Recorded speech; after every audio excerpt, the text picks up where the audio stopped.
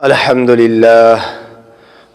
لله وكفى وسلام على عباده الذين اصطفى أما بعد فأعوذ بالله من الشيطان الرجيم بسم الله الرحمن الرحيم إنما يعمر مساجد الله من آمن بالله واليوم الآخر صدق الله العظيم وقال النبي صلى الله عليه وسلم من بنى مسجدا لله بنى الله له بيتا في الجنة أو كما قال عليه الصلاة والسلام۔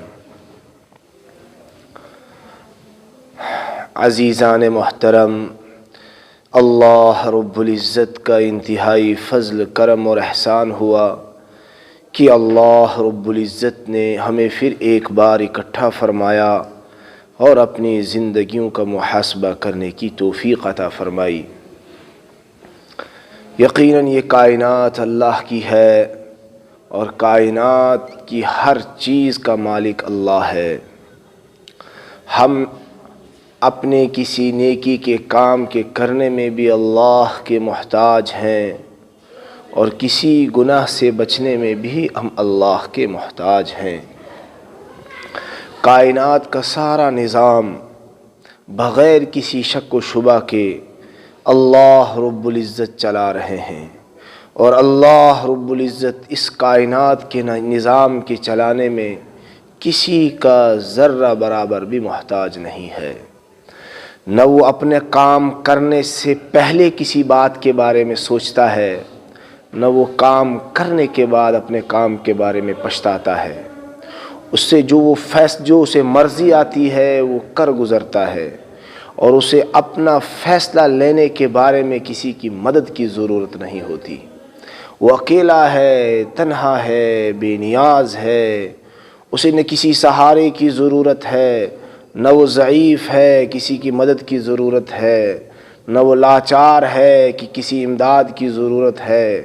وہ اکیلا ہے، تنہا ہے، سب کو دینے والا ہے، ساری کائنات کے نظام کو چلانے والا ہے، اور اپنے نظام کے چلانے کے بارے میں وہ نہ ڈرتا ہے، وہ نہ اونگتا ہے، نہ وہ سوتا ہے، نہ اسے سونے کی حاجت ہے، نہ اسے جاگے رہنے کی حاجت ہے، نہ اسے کھانے کی حاجت ہے، نہ اسے پینے کی حاجت ہے، نہ کہیں جانے کی حاجت اور ضرورت ہے۔ وہ ایک جگہ ہے، وہ ہر جگہ ہے، وہ یہاں بھی ہے، وہ وہاں بھی ہے، جہاں انسان سوچ سکتا ہے وہ وہاں موجود ہے۔ ما یکون من نجوى ثلاثة الا هو رابعهم۔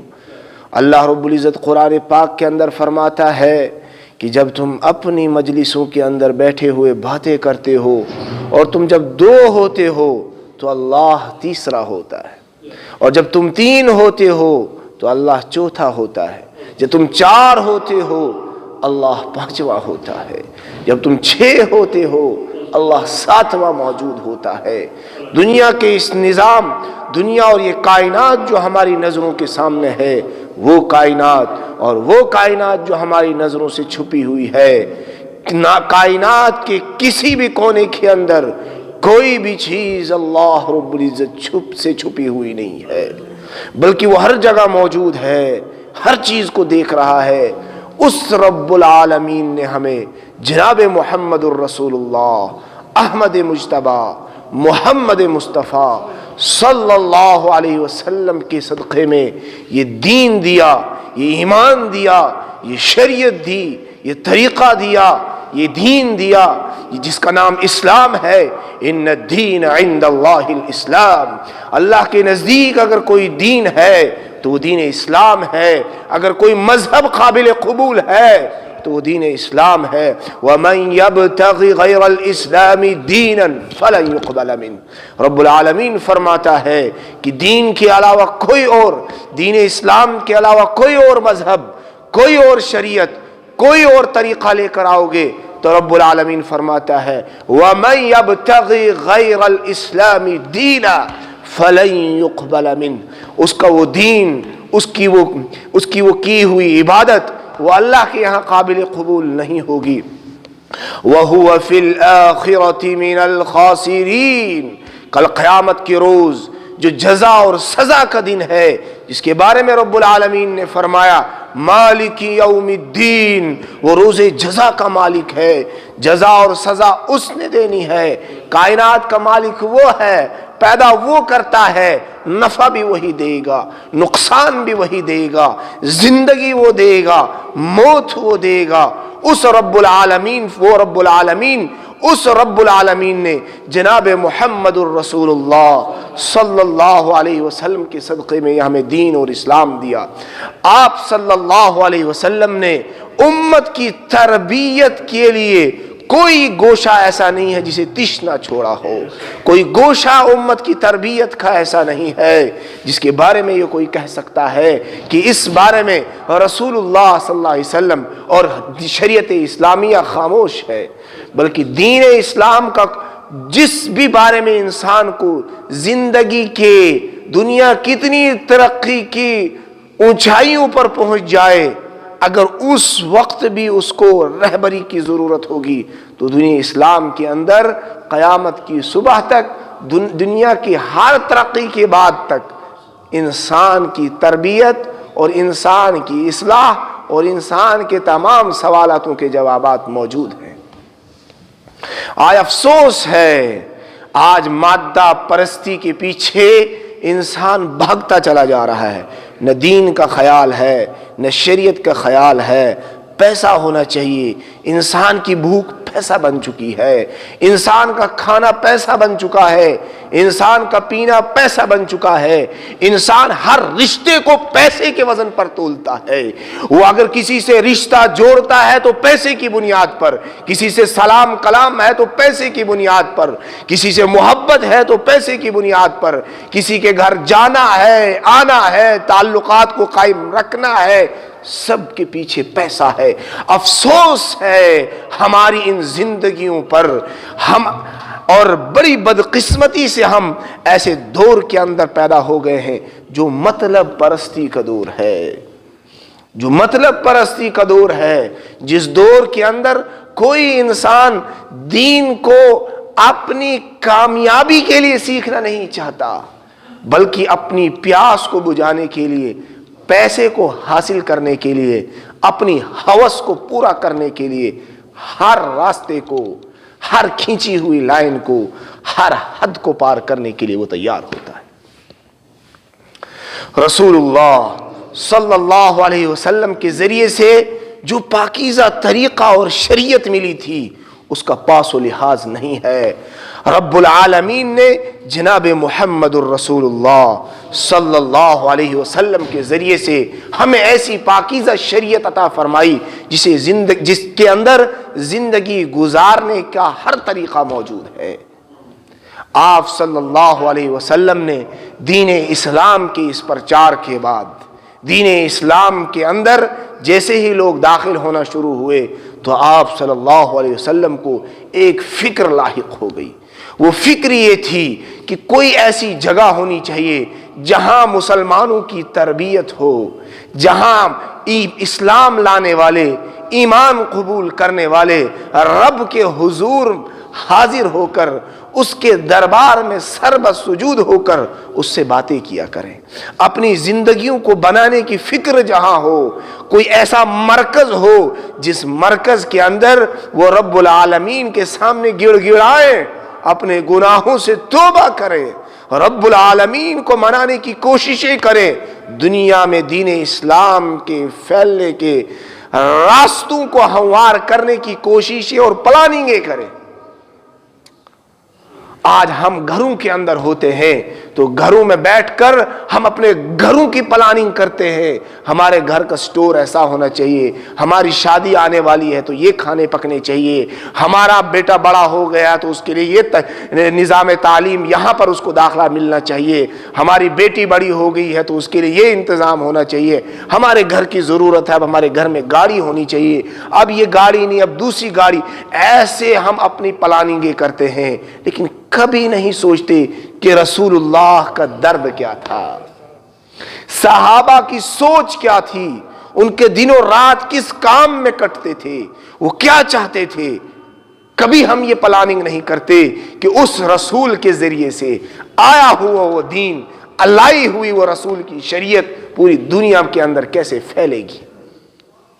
نہ اس کے بارے میں ہم کہیں بیٹھتے ہیں، نہ سوچتے ہیں، نہ اس کے بارے میں کرنے کی کوششیں کرتے ہیں۔ رسول اللہ صلی اللہ علیہ وسلم کو درد پیدا ہوا تو آپ صلی اللہ علیہ وسلم نے مسلمانوں کی عبادت کے لیے مساجد کو تعمیر کرنے کا حکم دیا، اور آپ صلی اللہ علیہ وسلم نے فرمایا کہ جو شخص من بنا مسجدا للہ بنى اللہ لہ بیتا فی الجنہ، جو شخص اللہ تعالیٰ کے لیے دنیا میں ایک گھر بناتا ہے، اللہ رب العزت اس کے لیے جنت کے اندر ایک گھر تعمیر کرتا ہے۔ دنیا کے گھر، جن دنیا کے گھروں کو ہم تعمیر کرتے ہیں، ان کی نہ گارنٹی ہوتی ہے، اور ان کے بقا اور ان کے قائم ہونے کی، اور یہ کن چیزوں سے بنتے ہیں، ان چیزوں کے بارے میں تو ہمیں معلوم ہوتا ہے کہ یہ کن چیزوں سے بن رہی ہیں، لیکن اللہ رب العزت جو اس بندے کے لیے گھر تعمیر کر رہا ہے،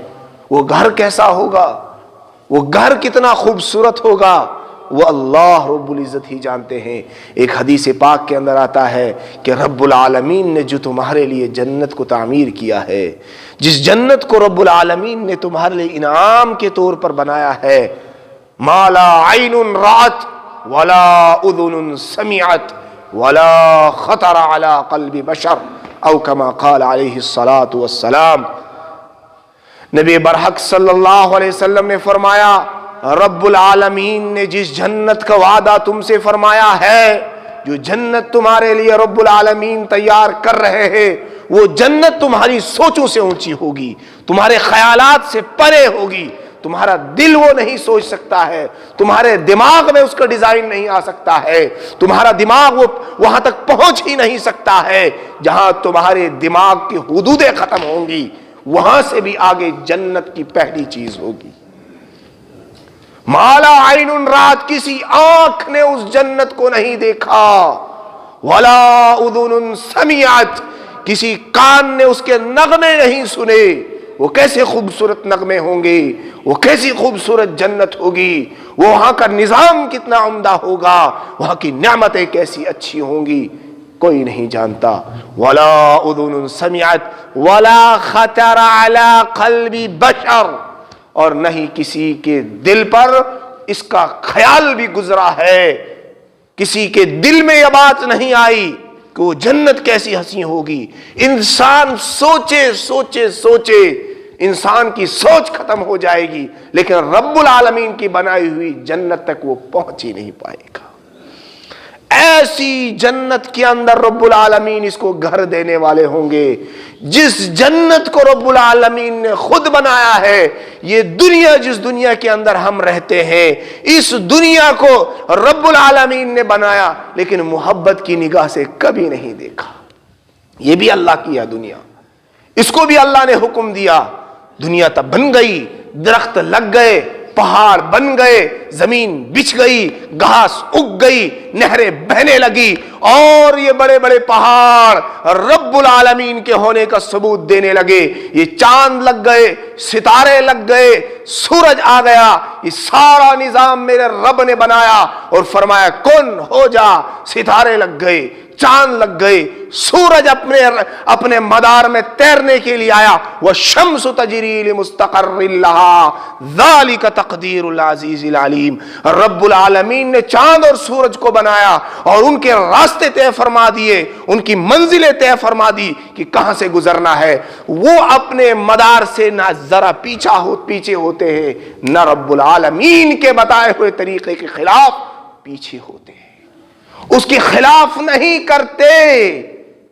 وہ اللہ رب العزت نے جو ان کا راستہ طے فرما دیا ہے، اس راستے پر چل رہے ہیں۔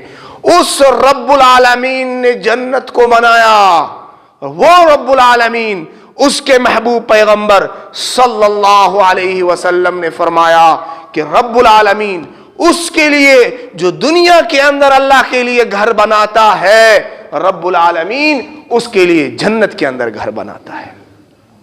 دنیا چند روزہ ہے، دنیا ختم ہونے والی ہے، لیکن جس شخص نے अल्लाह के लिए घर बनाया होगा। जब ये इंसान दुनिया से चला जाएगा, अब दुनिया के अंदर अल्लाह रब्बुल इज्जत ने इस बात की अहमियत को बताने के लिए कुरान पाक की आयत भी नाजिल फरमाई और फरमाया इन्नमा यअमुरु मसाजिद अल्लाहि मन आमन बिल्लाहि वल यौमिल आखिर। मस्जिदों को वही लोग तामीर करते हैं जो अल्लाह पर, आखिरत के दिन पर यकीन और एतमाद रखते हैं। मेरे भाइयों, जिस घर में हम रहते हैं, जिस घर को हम अपनी सोच, अपने मन की मर्जी से डिजाइन देते हैं, लाखों और करोड़ों रुपए खर्च करते हैं, हजारों किस्म की जतने और मेहनतें और कोशिशें करते हैं, लेकिन एक दिन आता है, एक दिन हम सबकी जिंदगी में आता है कि हमें उस घर से उठाकर बाहर निकाल दिया जाता है।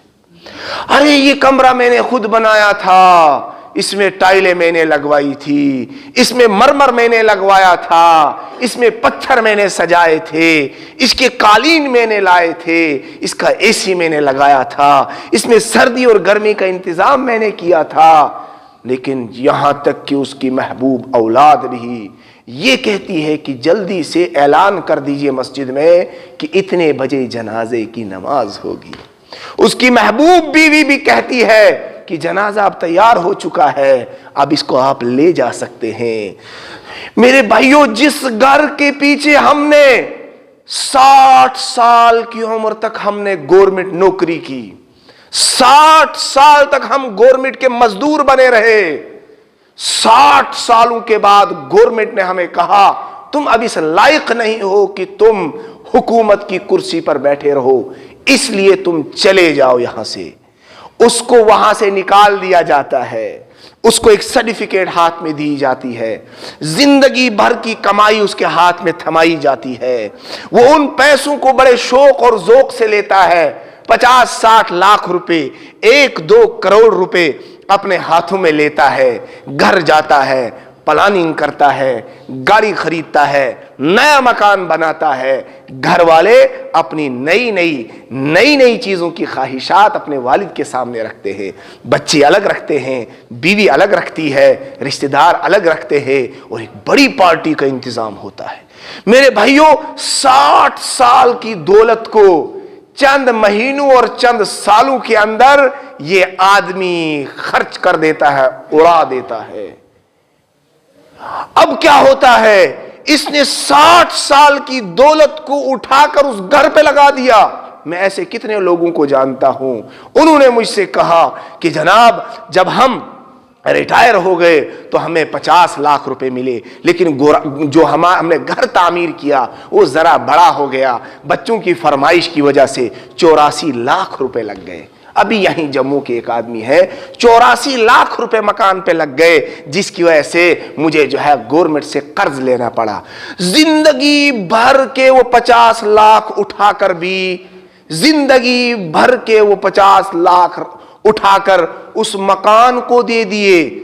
50 लाख देने के बावजूद न मकान खुश है, न मकान में रहने वाले खुश हैं। अब ये बंदा नए प्लान करता है, गवर्नमेंट से सूद लेता है, बैंक से रकम लेता है, बच्चों की ख्वाहिश के लिए पिस जाता है बूढ़ा बेचारा कि मुझे यहां पर दिन निकालने हैं। दिन क्या निकालने थे बेचारे ने कि ये फिर 20-30 लाख रुपए का सूद लेकर उस बड़े से बंगले को बनाता है। लेकिन महीने 2 महीने गुजरने के बाद बच्चों की शादियां हो जाती हैं, घरों के अंदर तू मैं होनी शुरू हो जाती है, सास बहू के झगड़े शुरू हो जाते हैं। होता यह है कि हर बच्चा यह कहता है मेरे अब्बा आपने जिंदगी भर नौकरी की, कमाई की, मेरा हिस्सा अलग कर दीजिए। अरे ये वो बाप है जो जिसने जिंदगी के 60 साल कमाने में लगा दिए, आज ये सारी रकम तुम्हारे लिए खर्च कर रहा है। अब इसके लिए होता यह है कि घर के हिस्से बखरे हो जाते हैं और इस बाप को और इस मां को एक कमरे के अंदर कैद कर दिया जाता है कि ये बाप का रूम है, ये इतना बड़ा महल नहीं, اس پر تمہارا حصہ نہیں ہے، یہ تمہاری جائیداد نہیں ہے، یہ بڑے بیٹے کا ہے، یہ بیچ والے بیٹے کا ہے، یہ چھوٹے کا ہے، یہ بیٹی کا ہے، یہ بھائی کا ہے، وہ بھی ہمارے حصے میں شریک تھا، اس لیے بڑے بھائی کو بھی یہ دینا ہے۔ کل ملا کر اس بیچارے کو جس نے 60 سال پیسے کمانے میں لگائے اور ریٹائرمنٹ لینے کے بعد اپنی زندگی کی ساری پونجی جو اس مکان پر لگائی تھی، اس کو حصے میں 1 کمرہ ملتا ہے۔ بڑی مشکل سے 1 سال نکل پاتا ہے، پلاننگیں گھر میں شروع ہو جاتی ہیں۔ بڑا بیٹا کہتا ہے میں اس کو قبول نہیں کرتا، میری ڈیوٹی ذرا دور ہے۔ چھوٹے والے سے کہتے ہیں آپ لوگ ان کو سنبھالو۔ چھوٹا والا کہتا ہے مجھے تو اگلے مہینے دبئی جانا ہے، میں وہاں کہاں لے کر جاؤں گا، وہاں سٹیزن نہیں مل پاتی ہے، آپ سنبھال لو۔ تیسرا والا سنبھالتا ہے، کچھ دنوں کے بعد بیوی نہ ماننے کی وجہ سے وہ بیچارہ باپ جس نے زندگی بھر کی ساری کمائی اس محل کے اوپر لگائی تھی، یہ بیچارہ اس گھر کا بھی نہیں رہتا۔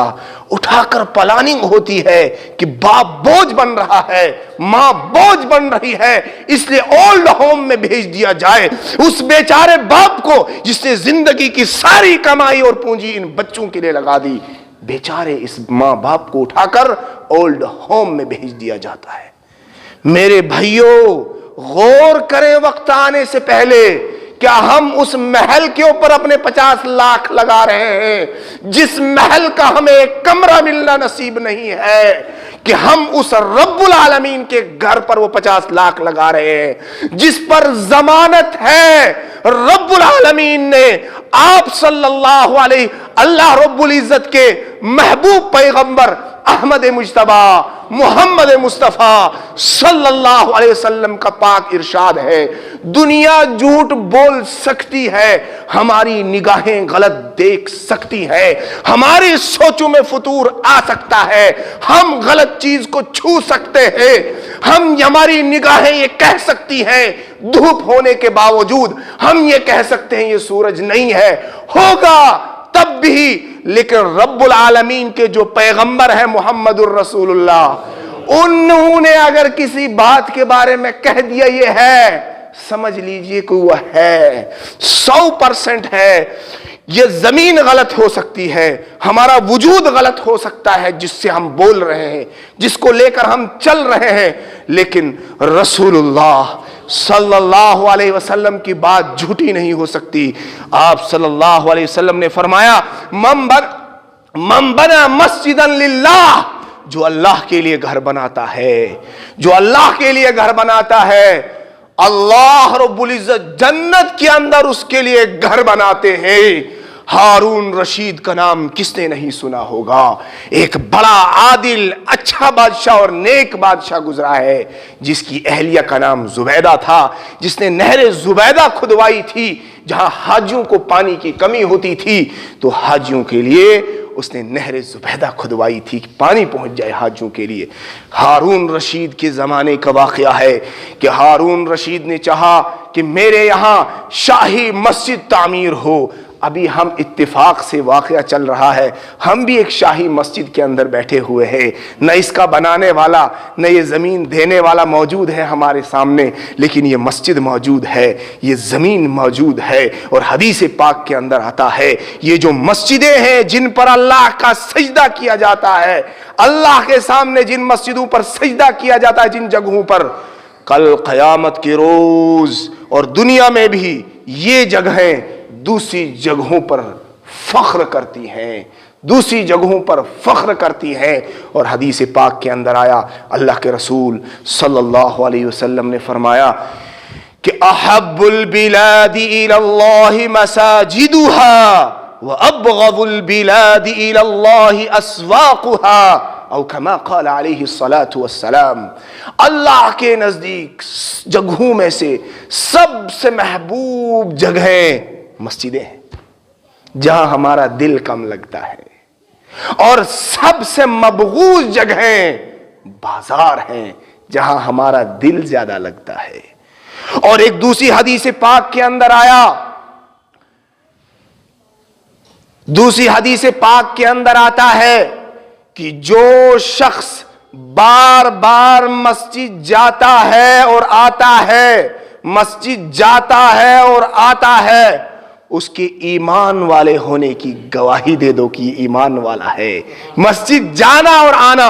اور دوسری حدیث پاک کے اندر آتا ہے کہ جو شخص مسجد کے اندر بار بار جاتا ہے، جس کا دل مسجد کے اندر اٹکا ہوا رہتا ہے، حدیث پاک کے اندر آیا، اللہ کے رسول صلی اللہ علیہ وسلم نے فرمایا کل قیامت کا روز ہوگا، نفسا نفسی کا عالم ہوگا، پسینہ کسی کے پیروں تک ہوگا، پسینہ کسی کے گھٹنوں تک ہوگا، کسی کے ٹخنوں تک ہوگا، کسی کے کمر تک ہوگا، اور پھر لاسٹ میں فرمایا پسینہ کسی کو لگام پہنائے ہوئے ہوگا، یعنی وہ اپنے اعمال بد کی وجہ سے، جتنے انسان کے برے اعمال ہوں گے اپنے اعمال کے بقدر وہ پسینے کے اندر ڈوبا ہوا ہوگا، جیسے برے اعمال ہوں گے اتنا پسینہ ہوگا۔ اور لاسٹ میں فرمایا کچھ لوگوں کو پسینہ لگام پہنائے ہوئے ہوگا، مطلب یہ کہ منہ تک پانی آ رہا ہوگا اور وہ بار بار منہ کو اوپر کر رہے ہوں گے تاکہ وہ پسینے کا پانی منہ کے اندر نہ جائے۔ اللہ ہم سب کی حفاظت فرمائے۔ فرمایا ایسا وقت ہوگا، ایسے وقت کے اندر جب کوئی کسی کا پرسان حال نہیں ہوگا، یومئذ یفر المرء من اخیہ وامہ وابیہ وصاحبتہ وبنیہ لکل امرئ منہم یومئذ شأن یغنیہ۔ لکل یومئذ، اس دن ہر آدمی کی ایک الگ ہی شان ہوگی۔ باپ بیٹے کو دیکھ کر بھاگ جائے گا، یہ وہی باپ ہوگا جس نے چوری کر کے، جھوٹ بول کر، دھوکہ دے کر پیسہ لایا ہوگا اور بچے کے لیے اس کی خواہش پوری کی ہوگی، اس کو مرسڈیز خرید کر دی ہوگی، لوگوں سے جھوٹ بولا ہوگا، دھوکہ دیا ہوگا، لیکن بچے کی خواہش کو پورا کیا ہوگا۔ اور یہ باپ جب بیٹے کو دیکھے گا یہ بیٹا بھاگ جائے گا، بیٹا باپ کو دیکھے گا بیٹا بھاگ جائے گا۔ بیٹا اس لیے بھاگے گا کہ آج کے دن کہیں میرا باپ مجھ سے ایک نیکی نہ مانگ لے، ایک نیکی کا سوال نہ کر لے، میں کیسے اس کو ایک نیکی دوں گا۔ ارے یہ وہی یہی باپ ہے، یہ وہی باپ ہے جس نے زندگی کی ساری کمائی تیرے قدموں میں رکھ دی تھی، لیکن آج یہ بیٹا ایک روپے ایک نیکی دینے کے لیے تیار نہیں ہوگا۔ فرمایا ایسے وقت کے اندر جو شخص مسجد میں بار بار آتا ہوگا، جس کا دل مسجد میں اٹکا رہتا ہوگا، فرمایا رب العالمین کے سائے میں ایک شخص یہ بھی ہوگا جس کا دل مسجد کے اندر اٹکا رہتا ہوگا، بار بار مسجد آتا ہوگا، جاتا ہوگا، پھر فکر ہوتی ہوگی ابھی نماز کا ٹائم ہونے والا ہے، پھر مسجد میں آتا ہوگا۔ اور ایک حدیث پاک کے اندر آتا ہے، اللہ کے رسول صلی اللہ علیہ وسلم نے فرمایا مسجدوں میں بار بار آنے والے، نماز پڑھنے والے، یہ مسجد کے کھوٹے ہیں اور ان کے ساتھ بیٹھنے والے فرشتے ہیں۔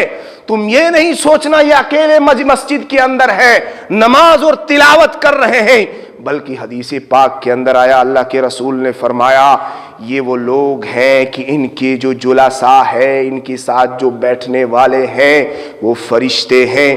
اور پھر فرمایا حدیث پاک کے اندر کہ جب یہ لوگ کسی دن مسجد نہیں آتے، بیماریاں ان کو چھو لیتی ہیں، آزار ان کو پکڑ لیتے ہیں، گھریلو کام ان کو نہیں چھوڑتے، بازار کسی رشتہ دار کے پاس، ہاسپٹل میں جاتے ہیں، یا اپنی کسی ضرورت کی وجہ سے مسجد نہیں آ پاتے، سخت ضرورت کی وجہ سے، تو یہ جو فرشتے ہیں ان کو ڈھونڈنے کے لیے جاتے ہیں، وہ ہمارا ہم نشیں کہاں چلا گیا، وہ ہمارے ساتھ بیٹھنے والا کہاں چلا گیا، اسے ڈھونڈنے کے لیے جاتے ہیں۔ میں عرض یہ کر رہا تھا کہ ہارون رشید کے زمانے کا واقعہ ہے کہ ہارون رشید نے اعلان فرمایا کہ ایک مسجد تعمیر کرنی ہے، لیکن اس مسجد کی تعمیر کے اندر عوام سے کوئی بھی چندہ نہیں لیا جائے گا، یہ جو جامعہ تعمیر ہونے والی ہے یہ میں خود اپنے ذاتی خرچ سے اس کو تعمیر کرنا چاہتا ہوں، اس لیے کوئی بھی چندہ دینے کی زحمت نہ کرے۔ تاریخ کی کتابوں کے اندر آتا ہے کہ بغداد کا ایک وہ غریب مزدور شخص، جب اس تک بات پہنچتی ہے جو صبح سے شام تک کمائی کر کے گھر والوں کا پیٹ پالتا تھا، اس تک جب یہ بات پہنچتی ہے تو بڑا افسردہ ہوتا ہے، ہائے یہ وقت بھی میری زندگی نے دیکھنا تھا، یہ زندگی میں یہ وقت بھی آنا تھا کہ ہمارے مال کو اللہ کے گھر کے لیے قبول نہیں کیا جائے گا۔ لیکن اس نے یہ اعلان سنا تھا تو کیا کرتا؟ اس نے ایک ترتیب سوچی۔ اس نے دیکھا کہ مسجد کے لیے مٹیریل جمع ہو رہا ہے، اینٹیں آ گئی ہیں، بجری آ گئی ہے، ریتا آ گیا ہے، سیمنٹ آ گیا، ساری چیزیں آ گئی ہیں۔ اس نے لیکن یہ سوچا کہ میرا مال مسجد میں لگنا چاہیے۔ وہ رات کو اندھیرے کے اندر اٹھا اور 4-5 اینٹیں اٹھا کر بادشاہ کی ان اینٹوں میں ملا دی، بادشاہ کی ان اینٹوں میں ملا دی، اور کسی کو کوئی خبر نہیں ہوئی۔ کچھ روز گزرنے کے بعد بادشاہ ایک خواب دیکھتا ہے کہ وہ جنت کی سیر کر رہا ہے اور جنت میں ایک محل بنا ہوا ہے، اس محل کے دروازے پر ہارون رشید کا نام لکھا ہوا ہے۔ دوسرا محل دیکھتا ہے، اس محل پر اس کے علاقے کے بغداد کے ایک غریب شخص کا نام لکھا ہوا ہے۔ بادشاہ حیران ہوتا ہے اور وہ یہ سوچتا ہے میں نے اپنے گھر تو جانا ہی ہے، آئیے اس مزدور کے گھر کا چکر لگا لے۔ وہ اس گھر میں جانا چاہتا ہے لیکن وہاں کے داروغہ اس کو زیارت کرنے نہیں دیتے، اندر جانے نہیں دیتے۔ وہ وہاں سے واپس آ جاتا ہے اور اسی درمیان اس کی آنکھ کھل جاتی ہے۔ بادشاہ جب اس خواب کو دیکھتا ہے وہ بڑا حیران ہوتا ہے کہ یہ کیا معاملہ پیش آ گیا۔ دوسرے روز وہ معاملے کی تحقیق کے لیے اپنے کارندوں کو دوڑاتا ہے کہ پتہ کرو اس آدمی کا محل، میرا محل تو بن گیا جنت کے اندر کیونکہ میں نے اللہ کا گھر تعمیر کیا، لیکن اس آدمی کا گھر کیسے تعمیر ہو گیا؟ بہرحال پتہ لگانے کے بعد جو اس کا مینیجر تھا اس نے یہ کہا، اس کے مینیجر نے کہا کہ مجھے کوئی خبر نہیں ہے کہ یہ اس آدمی کو میں جانتا بھی نہیں ہوں۔ لیکن بادشاہ جو ہے آہستہ آہستہ اس آدمی کے بارے میں پتہ لگا لیتا ہے۔ بادشاہ اس آدمی کے پاس جاتا ہے اور اس سے کہتا ہے تو مجھے ایک راز بتاؤ، تمہارا کون سا عمل ہے جس کی وجہ سے میں نے تمہارا گھر جنت کے اندر دیکھا، خواب میں دیکھا؟ وہ خاموش ہوتا ہے، وہ کہتا ہے میرا تو کوئی عمل نہیں ہے، میں مزدور آدمی ہوں، میرا کیا عمل ہو سکتا ہے؟ البتہ یہ ہے کہ جو گھر آپ اللہ کے لیے تعمیر کر رہے تھے، ایک رات کو میں نے بھی اپنی 4-5 اینٹیں چھپا کر ان اینٹوں میں ملا دی تھی۔ بادشاہ سمجھ گیا کہ ان 4-5 اینٹوں کے بدلے میں اللہ رب العزت نے اس کے لیے محل بنایا۔ ضروری نہیں ہے ہم پوری مسجد تعمیر کریں، جس کو اللہ نے دیا وہ پوری مسجد تعمیر کروائے کسی علاقے میں، یا جہاں تعمیر ہو رہی اس میں خرچ کرے۔ لیکن اگر کسی کے پاس 10 روپے ہیں، 1000 روپے ہیں، 10,000 روپے ہیں، 1,00,000 روپے ہے، جتنا اللہ نے دیا ہے، جتنا اللہ نے دیا ہے، لیکن کم سے کم اتنا کم نہ دیں کہ جتنا ہم اپنے بچے کو دیتے ہیں بچہ نہیں پکڑتا ہے، لیکن مسجد میں چلنے والی صندوقڑی کے اندر ہم چھپ چھپا کر وہ بھی ڈال دیتے ہیں جو ہم اپنے بچے کو دینا پسند نہیں کرتے۔ مجھے افسوس سے مسلمانوں سے یہ بات کہنی پڑ رہی ہے کہ ہم مسجد کے ڈبے میں 2-4 روپے ڈالتے ہیں، کیا ہمارا بچہ 2-4 روپے پکڑتا ہے؟ رب العالمین کے گھر میں دینا ہے تو 2-4 روپے کیا دیتے ہو میرے بھائیوں؟ 10 روپے تو کم سے کم ڈالو، جس 10 روپے سے ہم اپنے بچے کو نہیں ٹھگا سکتے، اللہ رب العزت کے دربار میں دے رہے ہو۔ اور پھر ہم یہ حدیثیں کہتے ہیں کہ اخلاص سے دیا ہوا 1 بھی کافی ہے۔ بھائی اخلاص سے دیا ہوا 1,00,000 بھی کافی ہے، آپ 1,00,000 دیجئے۔ یہی حدیث کیوں یاد رکھی ہے کہ اخلاص سے دیا ہوا 1 بھی کافی ہے؟ یہ یاد رکھ لو نا، اخلاص سے دیا ہوا 1,00,000 بھی بہت اچھا ہے۔ اور جو شخص اللہ کے راستے میں 1 خرچ کرے گا، رسول اللہ صلی اللہ علیہ وسلم نے فرمایا اللہ رب العزت اس کو 10 بڑھا کر عطا فرماتے ہیں۔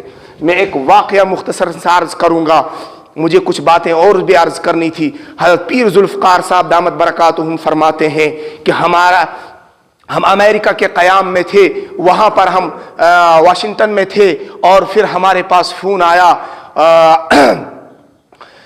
کہ امریکہ کی ایک اور ریاست ہے، وہاں پر آپ تشریف لائیں، یہاں پر کوئی بھی مسجد نہیں ہے جہاں مسلمان اکٹھا ہو کر عبادت کر سکے، ہمیں مسجد کی سخت ضرورت ہے۔ پیر ذوالفقار صاحب دامت برکاتہم فرماتے ہیں کہ میں अमेरिका की उस रियासत के अंदर गया तो मैंने पता लगाया, वहां क़याम किया और देखा कोई सूरत नहीं निकल आई। मैंने उन साथियों से, मुख्तसरन में अर्ज करूंगा, उन साथियों से पूछा क्या सूरत रहेगी। उन्होंने कहा ज़मीन खरीदनी है, फिर ये करना है, फिर कोर्ट से। तो हजरत ने फरमाया कि ये एक लंबा रूट है, हम छोटा रास्ता देखते हैं। दूसरा रास्ता, बहरहाल मुख्तसर ये कि उनको वहां दिखा चंद दिनों के बाद कि यहूदी लोग अपना माबद बेच रहे थे। तो पीर साहब ने कहा आओ इनसे बात करते हैं। उनसे बात करने के लिए गए तो उन्होंने कहा $10 लाख में ये बिक रहा है। उस वक्त के एतबार से तकरीबन आज कल के एतबार से तकरीबन कोई 15 करोड़ रुपए की वो कीमत बनती थी। अब इस शख्स ने पीर साहब से कहा कि इतनी बड़ी रकम का जमा करना जरा मुश्किल है। कहा कि जिस अल्लाह ने इस घर को बनवाना है वो अल्लाह खुद इंतजाम फरमाएगा। बहरहाल उन्होंने उनसे बात की, थोड़ा पैसा कम करवाया। तो कम करवाने के बाद इतना पैसा कम किया कि $1 लाख उन्होंने कम कर दिया। तो $9 लाख का वो उन्होंने लिया। अब पीर साहब और ये दोनों परेशान हैं। पीर साहब उसे ये कह रहे हैं, ये आदमी, कि ये $9 लाख लाएंगे हम कहां से। तो पीर साहब ने वहां एक मजलिस में, बड़े गौर से सुने, तवज्जो मेरी तरफ, बात खत्म हो रही है। पीर साहब ने उस आदमी से कहा कि अगर कोई शख्स ये $9 लाख दे दे, अल्लाह रब्बुल इज्जत उसको 10 गुना बढ़ा कर देंगे। अल्लाह रब्बुल इज्जत उसको 10 गुना बढ़ा कर देंगे। पीर साहब का इतना कहना था कि उस आदमी ने उसी मजलिस में कहा, जिस आदमी ने पीर साहब को लाया था और जो तामीर के बारे में बात कर रहे थे, पीर साहब से उसी मजलिस में कहा आप ये बात सच कह रहे हो कि अल्लाह ताला 10 गुना बढ़ा कर देंगे। पीर साहब ने कहा हाँ। उस आदमी ने कहा क्या आप मुझे ये लिख कर दे सकते हैं। तो हजरत ने कहा हाँ मैं लिख कर दे सकता हूं, अल्लाह रब्बुल इज्जत तुम्हें 10 गुना बढ़ा कर देंगे। ये आदमी उसी मजलिस में ये कहता है कि मेरे पास 4-5 लाख है, अपनी अहलिया का सोना और उनके पास जितना गहना है उसको बेच देता है, अपने बच्चों के नाम पर जो बैंक में डिपॉजिट किया था वो सारी रकम निकाल कर इसके पास $9 लाख जमा हो जाते हैं। और ये सारा कुछ बेच बाच के, सारी जमीनें बेचकर ये $9 लाख जमा करता है और सारा उठाकर पीर साहब को देता है। और पीर साहब उस जगह को खरीद कर ले लेते हैं और वहां पर नमाज, जुमा, इबादत शुरू हो जाती है। लोग आने शुरू हो जाते हैं। वो पूछते हैं भाई ये मस्जिद किसने खरीद ली, ये मस्जिद किसने तामीर कराई। तो पीर साहब उनको बार बार ये कहते हैं कि भाई अल्लाह से पूछो, अल्लाह का घर है, अल्लाह से पूछो। पीर साहब फरमाते हैं 3 साल के क़याम के बाद सुबह में मस्जिद के अंदर बैठा हुआ था, ये शख्स आया, सिर्फ 3 साल हो गए, पीर साहब के पास आता है। उस वक्त जब इसने सारी रकम दे दी थी तो पीर साहब से कहने लगा था अब मेरे पास कुछ भी नहीं है, मैं क्या करूं। तो पीर साहब ने कहा आपके पास 2 मकान है, 1 मकान बेच दो। उन्होंने 1 मकान बेचा और कहा इसको बेचने के बदले में दूसरा मकान खरीदो। उसको खरीदा, इसको बेचा, दूसरा खरीदा, उसको बेचा, दूसरा खरीदा। खरीदते खरीदते उन्होंने ये काम ही वहां अमेरिका के अंदर शुरू कर दिया, ये यही बिजनेस कर दिया। और फरमाते हैं उनका ये काम नहीं था। 3 साल के बाद फजर के बाद मिलते हैं और कहते हैं कि पीर साहब आपने सच फरमाया था, इस वक्त में $9 मिलियन का मालिक हो गया। 3 साल की कलील मुद्दत में अल्लाह ताला ने उनको $9 मिलियन, आप ये समझ लीजिए कि 90 लाख रुपए अता फरमाए। 9 लाख के बदले में अल्लाह ताला ने उनको 90 लाख रुपए दिए। इतना मुनाफा अल्लाह ताला ने उनके बिजनेस के अंदर डाला कि सिर्फ 3 साल की कलील मुद्दत में इतना अल्लाह रब्बुल इज्जत ने उन्हें अता फरमाया। आज हम झिझकते हैं, हम ये सोचते हैं पता नहीं, शक में रहते हैं, पैसे भी हमारे पास, नफा भी हमारे पास, वैसे ही डरते डरते आता है। भाई दिल खोल कर अल्लाह के रास्ते में देने की फिक्र और मेहनत और कोशिश करें, इसलिए कि मस्जिदें बनाना, मसाजिद की तामीर करना, ये अल्लाह के दीन की मदद करना है। हम घरों पर तो लाखों रुपए खर्च करते हैं, लेकिन मस्जिदें अगर हम सजदा नहीं करते, कोई बाहर का मुसाफिर आके सजदा करता है। فرمایا اگر ایک چٹائی کوئی مسجد میں ڈالتا ہے، ایک مصلی، اس مصلی کے پھٹنے تک اللہ رب العزت اس کے لیے دعا کرنے کے لیے فرشتوں کو لگا دیتے ہیں، اور اس کا ثواب اس کو ملتا رہتا ہے۔ اللہ کے خزانے میں کوئی کمی نہیں ہے۔